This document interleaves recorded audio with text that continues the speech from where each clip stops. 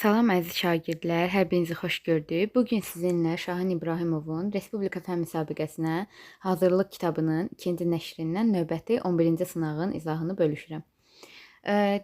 Vaxt itirmədən birinci suala baxaq. 200 qram sudan və 14 qram X duzunun qarışdırılmasından alınan məhlulu doymuş hala gətirmək üçün eyni temperaturda 6 qram əlavə X duzu tam həll edilir. Deməli, bizim 200 qram suyumuz var idi.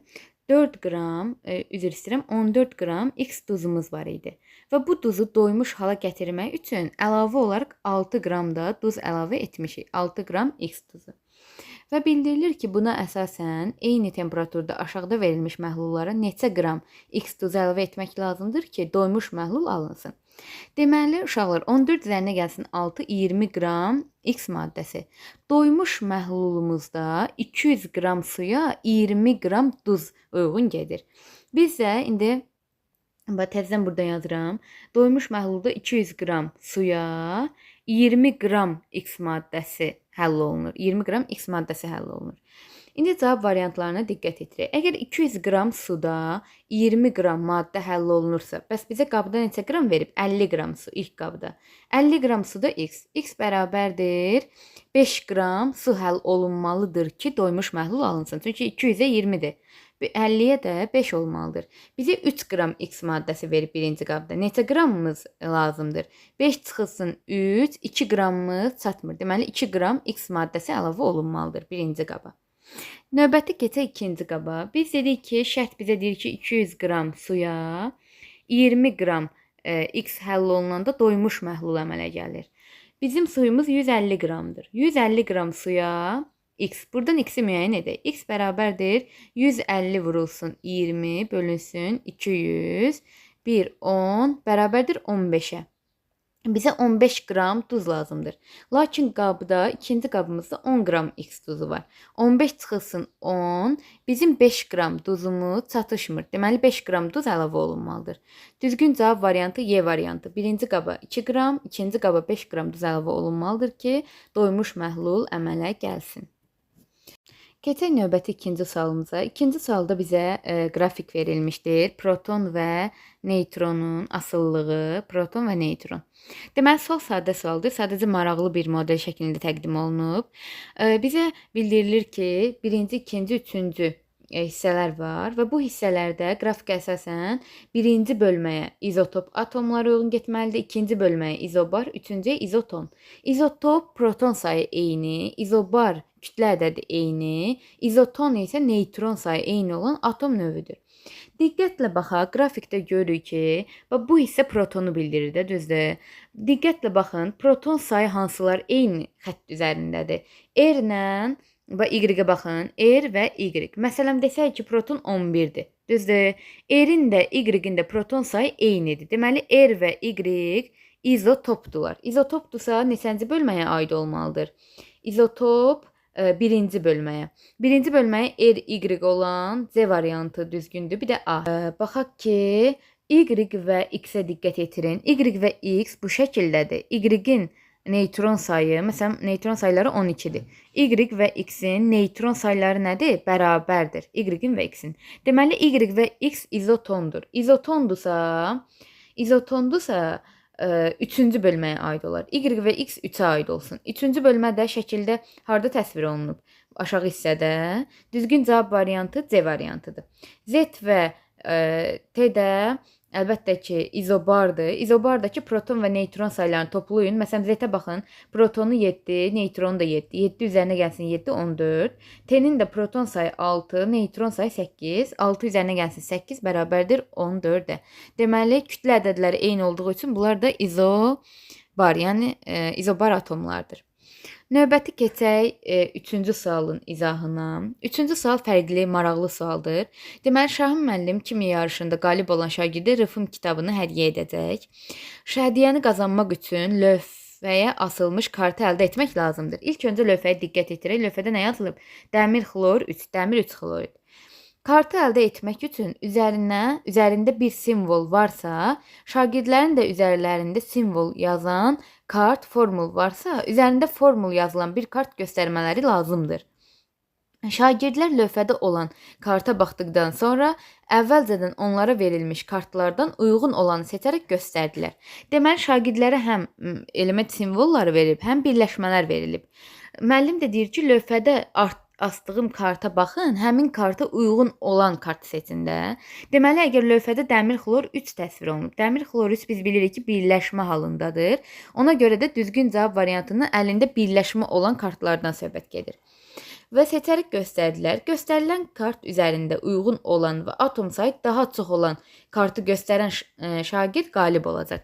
Deməli, birinci növbədə kart birləşmə olmalıdır. Çünki müəllim orada lövhədə birləşmə asıb. Yəni birləşmədir kartın içində. Birləşmə olmalıdır, amma atom sayı çox olmalıdır. Həmin şagird qalib gələcək. Birinci baxaq. Deməli, birinci şərtdə göstərilib ki, qalay elementi. Qalay S-N kimyəvi simvolu bu şəkildədir. Bizə kimyəvi element, yəni lazım deyil. Düzgün cavab variantı bu ola bilməz. 2. 2 qum, qum silisium O2 yazılır. Bu ola bilər. Bu kimyəvi birləşmədir. 3-ə baxaq. Kalsium karbonat, bu da ola bilər. Çünki kalsium karbonat da birləşmədir. Bu da ola bilər. 4-cü müddəaya baxaq. 4-cü deyir natrium sulfat. Natrium 2, SO4. Bu da ola bilər. 5-i isə kristalik kükürt, yəni S8 ola bilməz. Çünki bu kimyəvi elementdir. Bizə birləşmə lazımdır. Birləşmə olsun, amma deyir ki, atom sayı çox olsun. Bura baxdıqda atom sayı 1 silisium atomu var, 2 oksigen, cəmi 3 atom. Kalsium karbonata baxaq. Kalsium karbonatda 1 kalsium atomu, 1 karbon atomu, 3 oksigen. 1 üzərinə gəlsin 1, 2, üzərinə gəlsin 3 bərabərdir 5 atom var. Natrium 2 SO4-də isə 2 natrium atomu, üzərinə gəlsin 1 kükürt atomu, yəni 3, üzərinə gəlsin 4 oksigen atomu, bərabərdir 7-yə. Deməli, düzgün cavab variantı natrium sulfat, yəni 4 olacaq, D variantı. Sual maraqlı və fərqli sualdır. 4-cü suala baxaq. Yanacaqlara aid deyil. Torf və benzin yanacaqdır bildiyimiz kimi. Azot qazı və karbon qazı yanacaq deyil. Deməli, kimyəvi element və kimyəvi birləşmədir. Yəni, yanacaq deyillər. 3 və 4 yanacaqlara aid deyil, B variantı. 5-ci suala baxaq. Bizə X və Y elementləri vermişdir. Proton saylarının cəmi, bir də fərqi. Bunu A ilə işarələyək proton sayını, bunu da B ilə işarələyək. A və B-nin cəmi deyir 27-dir proton saylarının. A ilə B-nin fərqi isə 13-dür. Düzdür? Deməli, biz, şagirdlər, burada bu hissədən A-nı müəyyən edək, gətirib aşağıdakı tənliyi yerinə qoyaq. A bərabərdir 27 minus B. Düzdür?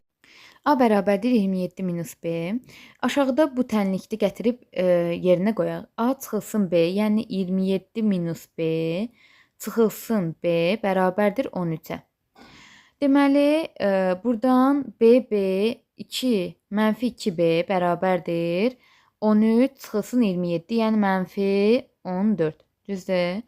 Mənfi 2B mənfi 14-də mənfilər gedir. B bərabər olur nəyə? B 7-yə. Əgər B 7-dirsə, burada A ilə B-nin cəmi 27 idisə, B 7-dirsə, deməli A bərabərdir nəyə? 20-yə. Bunu da müəyyən etdik. A 20-dir. Yəni X-in proton sayı 20, B-nin proton sayı 7. Təzədən səhifədən yazaq. X-in proton sayı 20, B-nin proton sayı, Y-in proton sayı 7. İndi bizə deyir ki, X3, Y maddəsindəki neytron atomlarının sayı.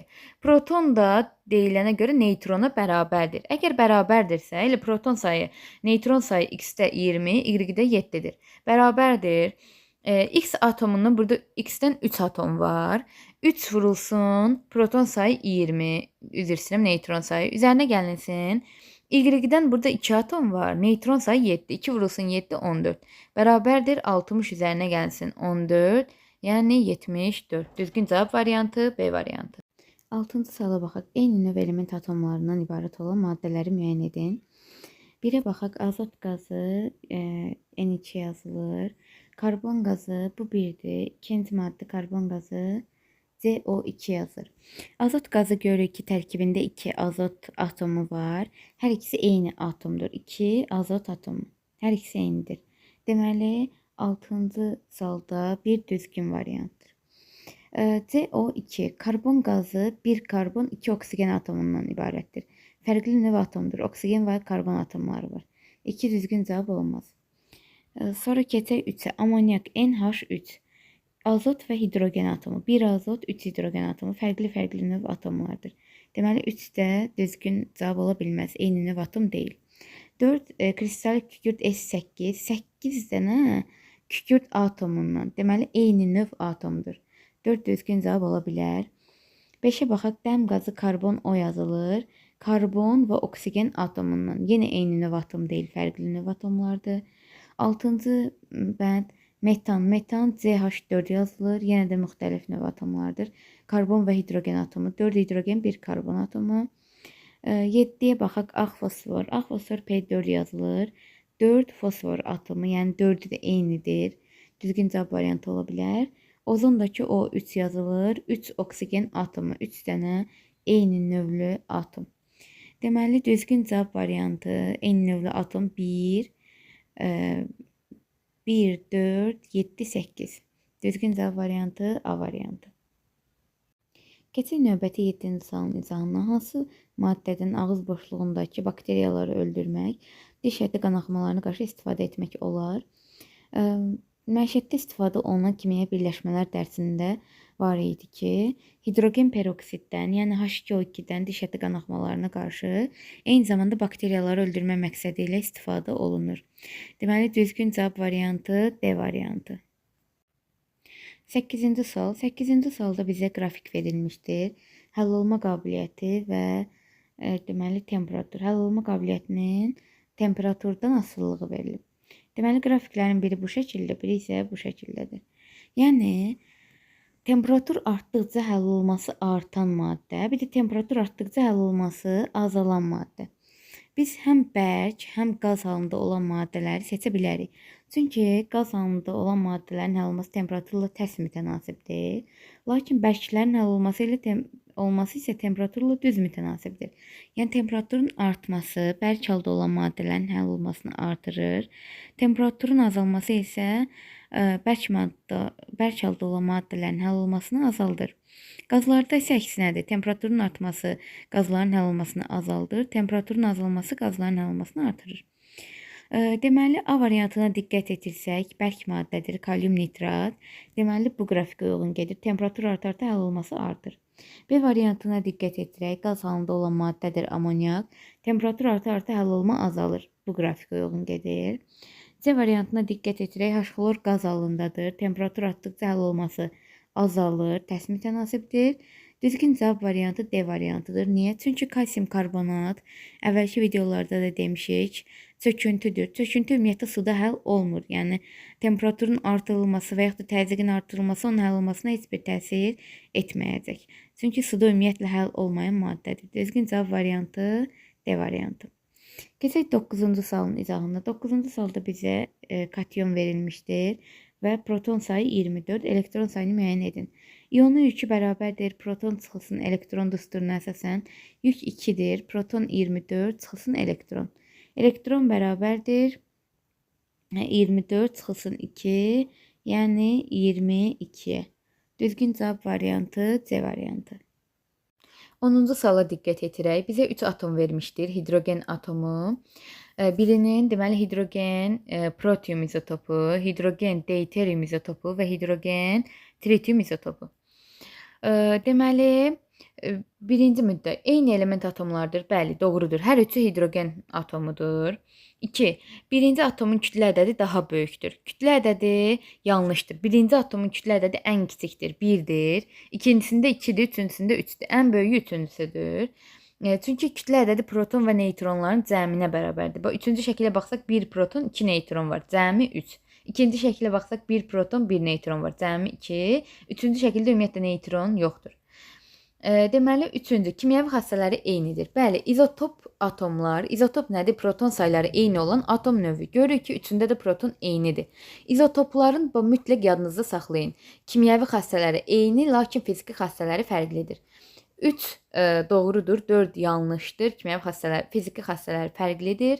5 izoton atomlardır. İzoton neytron sayı eyni olan atom növüdür.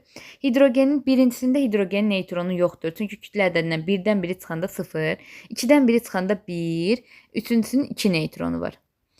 2 neytronu Ona görə əgər neytronlar bərabər olsaydı izoton ola bilərdi. Bərabər olmadığına görə izoton deyirlər. Altıncısı elektroneytral atomlardır. Bəli, doğrudur. Çünki hər üçü izotop atomlar, yəni elektroneytraldır. Söhbət atomdan gedir. 1, 3, 6 doğru fikirdir. Düzgün cavab variantı A variantı.